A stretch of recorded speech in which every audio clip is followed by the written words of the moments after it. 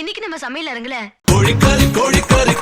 கோழி குருமா தாங்க வைக்க போறோம். அதை எப்படி வைக்கிறது நான் இன்னைக்கு உங்களுக்கு சொல்லி தர போறேன். ஒரு கடாய் எடுத்து அதில் கொஞ்சம் எண்ணெய் ஊற்றி பட்டை ஏலக்காய் பெரிய வெங்காயம் போட்டு நல்லா வணக்கணும்.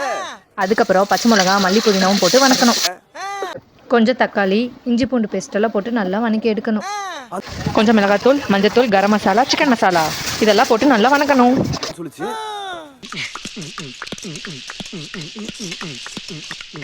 மேகினேட் பண்ண சிக்கனை கொஞ்சம் கொஞ்சமாக அதில் போட்டு நல்லா கிளறணும்.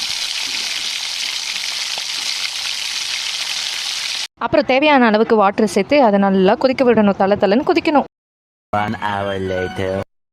அதுக்கப்புறம் ஃப்ரைட் ஆனியனை அதில் மலைசாரல் மாதிரி தூவி விட்டு இறக்குனா ரெடி.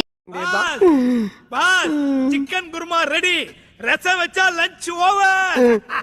இந்த வீடியோ பிடிச்சிருந்துச்சுன்னா லைக் பண்ணுங்க, ஷேர் பண்ணுங்க, சப்ஸ்கிரைப் பண்ணுங்க.